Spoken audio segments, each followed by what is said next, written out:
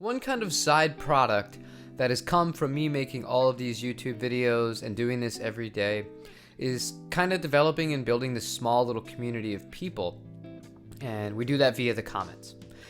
And I know that it's not always the best idea to read comments, to go through comments and respond to all of them. But honestly, I try to respond to every single thing unless it's just really weird or just, something that's not worth getting into. But that being said, I'd like to read you some of my favorite comments and some comments that just made me say, what? And maybe you can help me understand them. Originally, Twitter was a great social app that actually did some good. Today, however, it's probably one of the most destructive forces in the world. It turns friends into enemies, and it's used to dox and harass people who don't think the same way as they do. If it vanished tomorrow, the world would be a slightly better place. Do I even have to add anything to that? This guy nailed it on the head. Twitter's the worst. John writes, I'm a huge Fender guy. I own several. Most of it is just brand loyalty and vintage allure, but I've been very intrigued by the CE24. I get what you're talking about on Fenders being weak in output. I've tried to find a good Gibson and haven't bonded with one. I just can't seem to pull the trigger on a PRS CE24.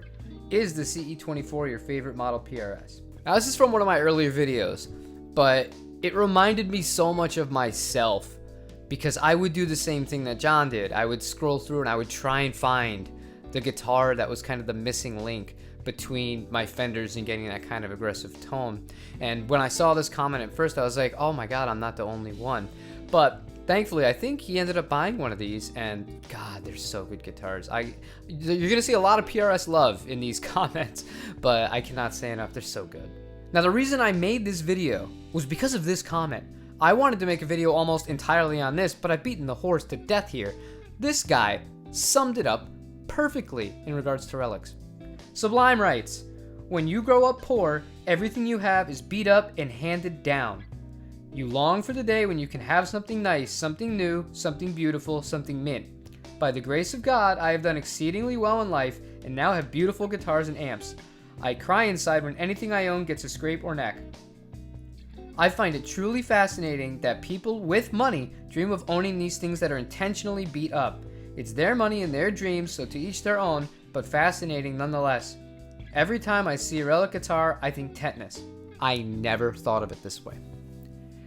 I think because maybe when you grow up and you don't have things, like he said, and you really want that brand new thing and it takes you forever to save up and get it, you appreciate that it's brand new. Maybe I guess if you've had everything handed to you your whole life or never really had to struggle or work hard, something like a relic's more appealing to you. I don't know. I found that very, very interesting and such a good take on the topic. DeWitt wrote, pointless? Exactly what I've been looking for. Thanks.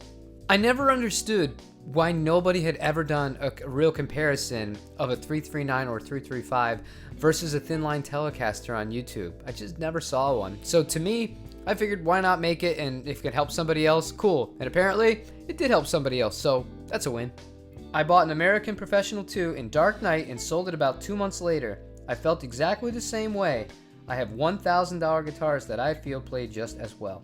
People got really upset when I made that video, and that's my biggest video to date. I think it has like 15,000 views on it, and I get some horrible comments on it from people defending these. I think they're missing what my point entirely was. I think the American Professional 2 is a great guitar, but you can get a guitar that's just as good, an American Standard, for almost half the price. So to me, no brainer. The way you talk about the CE, now I want one. Just purchased an SE Paul's guitar, and I'm extremely impressed. Lucky for me, I only have that SE and my American Strat. Next guitar, definitely a PRS CE. Your opinion on the S2 McCarty? Now, I was talking to Guillermo after this. I think it was yesterday or the day before. That SE Paul's guitar, I think it's the best guitar that you can get for under $1,000 out of any brand at this point. That guitar is so good.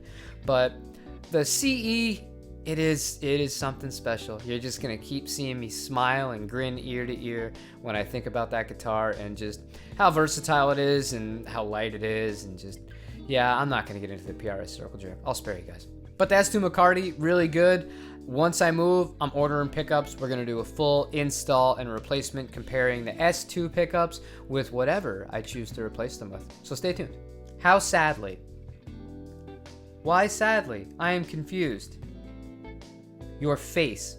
Sorry. Ha ha. Well, that's just uncalled for. Tyler writes, I'm playing this actual guitar right now.